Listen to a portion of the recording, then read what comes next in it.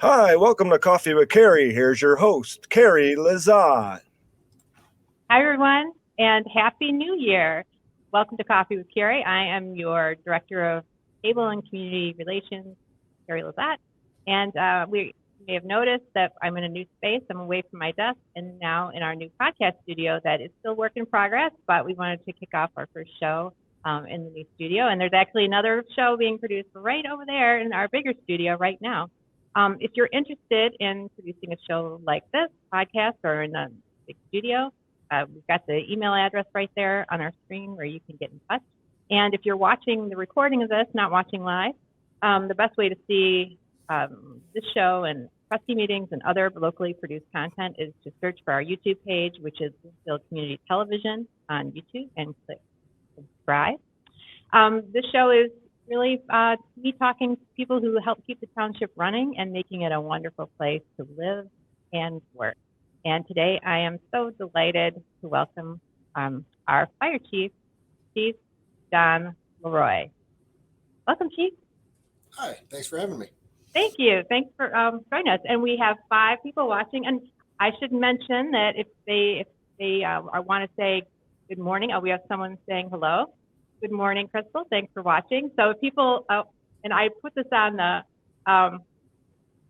broadcasted on the fire page as well. So there may be some people that want to say hello or ask a specific question of our fire chief. So who is celebrating 22 years with the fire department. We started in 2001. And John, can you talk a little bit about what brought you to the township initially? How did you find this job here and your progression through the department? About 22 years ago, I was freshly out of Lake Superior State and graduated. And at that time, trying to find a fire department. I was only a basic EMT at the time, so there's limited options there. And the testing was very challenging at the time. There was, 200 people testing for, 2 spots. So it was a very challenging process, and I landed here in Bloomfield Township. And was there something about the township that made you stay? I guess you could have gone to other places. So, and where did you go from that position? Well, I hired in as a firefighter, and at that time, it was very challenging. There wasn't a lot of open fire positions anywhere. And then over time, this place is like a family, and you get to know everybody. It's your second family. We spend the whole year to year together, and a third of our time we're away from our families and living with the other firefighters. So we are truly like a family. So I started as a firefighter, as a basic EMT, and I eventually passed my medic test. And then I worked my way up through line lieutenant, which is a station officer. And then I was transitioned to days about 7 years ago, and at a staff position, which was called operations officer at the time, and then became assistant chief and then chief. So what was it about the fireman lifestyle that appealed to you? Why did you work here? Well, I'm a second generation firefighter. My dad was a fire chief in Oxford, and ironically also a police chief before that. But just being around it, you see the teamwork aspect. Played high school sports and the sports aspect, and you want to be part of a team. And truly in the fire service, everything we do is a team. We don't do anything on our own as individuals. We work as groups in everything that we do. Yeah, I feel like there's a lot, when I think about your crew, I feel like, the production crews that I've been on, you go into that because you don't really want to sit behind a desk all the time, and you're, up and moving around, and like everybody in production, we're all working towards creating something. And I think that in the fire department, the police department, everybody has their role, but everybody is working together. So I think that's, a big aspect of the job. Like you just said, like on your production side, it's like every day is a different day. No matter that, we don't have the same day in the fire department. Every call's different, every situation's different. So sitting behind a desk is not normal for me until about 7 years ago. But every day was different, and that was the fun part. Never knew what was gonna happen. So for someone that doesn't know anything about fire departments and in our area, can you talk about a little bit about how Bloomfield Township is set up, compared to maybe Beverly Hills or Binghamton or Franklin or Detroit? Like, where are we as far as on this, the size of the fire department? How many stations are there? How many people? Yes.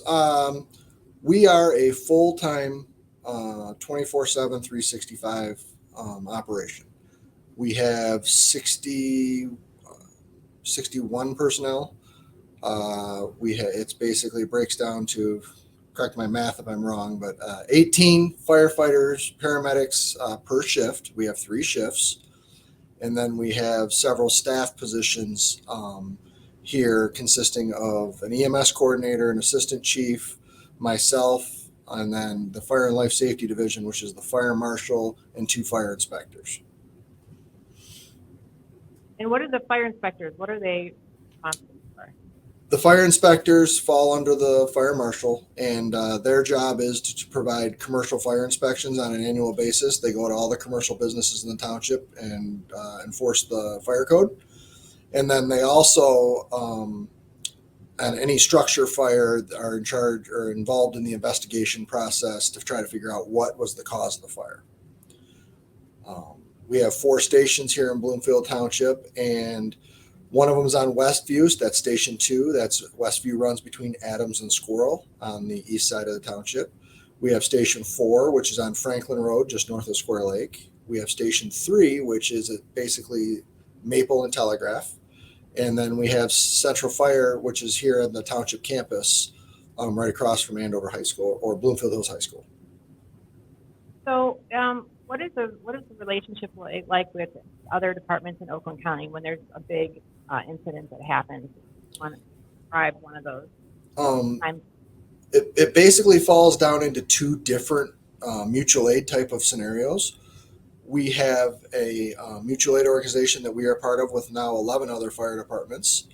They are all full-time paramedic-based fire departments that provide the same level of services to all of our residents, whether it's a fire, a medical, any time that your resources are overwhelmed, we can have radio makes a call, and we have any of those departments coming to us in a matter of minutes to help out. And that's called Oakway. And then the secondary one is through the state of Michigan, which is called MABUS, which is the Mutual Aid Box Alarm Association, which is any other fire department calls for help. We come if we have the ability. The fire service is really unique. We don't say no. We would rather come to an emergency and try to solve their problem that day, and we'll figure out afterwards anything that if we didn't have a mutual aid agreement, or because we truly want everybody to be safe, and from that means the residents, the other firefighters, and everything. So we help out however we can. So, Bloomfield Township being primarily residential, I'm guessing most of your calls are to people's homes. Is that accurate? Or is it because of the telegraph and the traffic? Like, what is the primary response you have? The primary response is mainly medical based in residences. We do run commercial businesses during the day. It's a little bit bigger or a little bit busier. But another big feeder to that is the traffic, all the high volume with I-75, Woodward, Telegraph, Square Lake. We do run a lot of traffic accidents related to those thoroughfares. And that's something that's increased since people come back to work. Yes, we've seen a drastic increase in the number of car accidents, and really since COVID is a big driver of that. People are more impatient. I sit at every red light you sit at. It seems like somebody goes through a red light. And it happens quite frequently here in the township where distracted driving and or impatient driving results in an accident. I think we were in one of our meetings and you were talking about, like, if there's an accident or just a rear end collision, you'll get 30 calls to the dispatch. Is that right? Or I believe the police chief said something like that because everybody has a cell phone and everybody thinks that nobody else has reported it. So they call 911 to let them know. Right. Well, that's good, right? still want people to check in with us. Yeah. Yeah. Any advice for residents at this point? And it's also winter, so is there any special special fire hazards that happen in the wintertime that people think about that maybe they're not thinking about other times of the year? What we do find in the wintertime, a key thing in the wintertime is everybody uses their fireplaces. And one of the safety things that we need to think about is what do we do with those fireplace ashes? We've had several fires here in the township in recent memory that were a direct result of people emptying their chimneys and their ashes into an inappropriate container like a cardboard box or something that's flammable and then setting it in the garage. And what they don't realize is just because they can't see an ember or they can't see any heat, they're still hot for up to a day or two later. You could potentially cause a fire. So they take and put them in the garage, and then several hours later they'll have a working garage fire as a result of it. So they recommend putting those things in a metal can and store them outside of your garage and not in the house or in the property. Outside is best.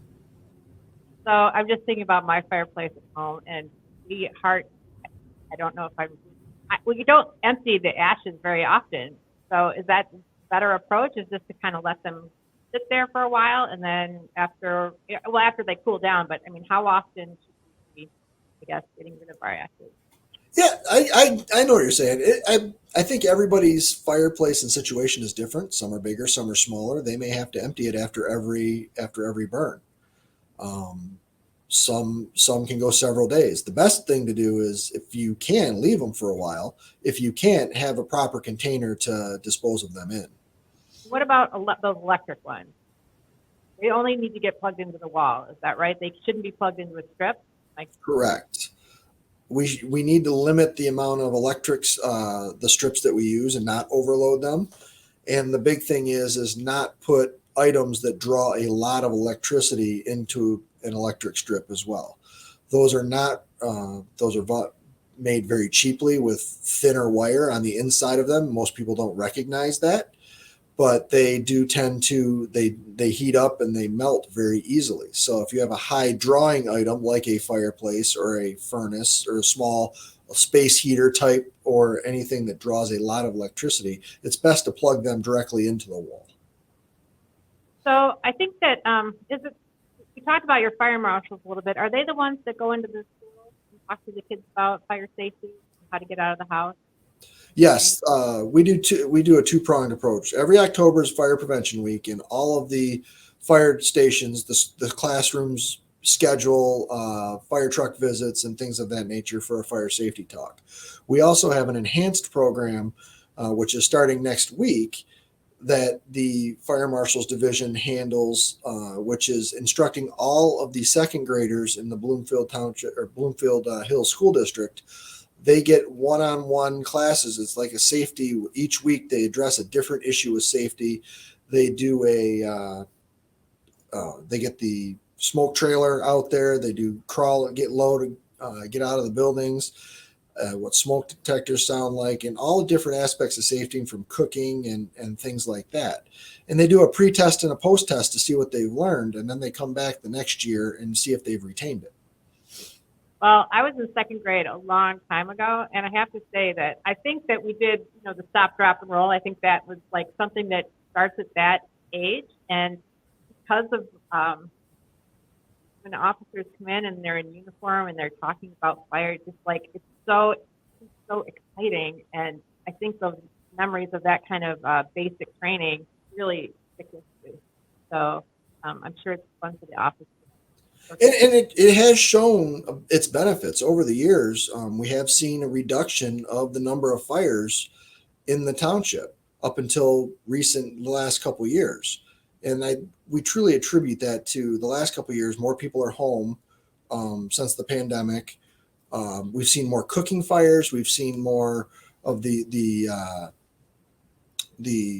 fireplace ashes type fires, and more construction or remodeling where people don't dispose of their painting products or their staining products properly, that have led to an uptick in the number of house fires that we've had. Well, we have a really nice comment that I think we put up, and this is from Crystal Sanford Brown. As a township resident, I'm extremely grateful to the patience of the fire department. I had a hardwired smoke detector in my home. I learned that the manufacturer only give a 10-year warranty on such projects. On a quiet evening, I was home alone. The alarm went off. Thanks to the Bloomfield Township Fire Department, the issue was resolved. Thank you for that comment, Crystal. Well, thank you very much. I'm glad we were able to fix the problem there. And she did hit she had a very good point in there. The recommended smoke detectors are 10 years. Most people don't know when their smoke detectors were installed or how long they've been there. But one of the key things to look at that we kind of teach the residents and try to help them is, if it's yellow, it's time to replace it. The plastic that starts out white over time, as it's exposed to the UV light, will start turning a yellow color on your ceiling. Once they turn yellow, it's time to replace them.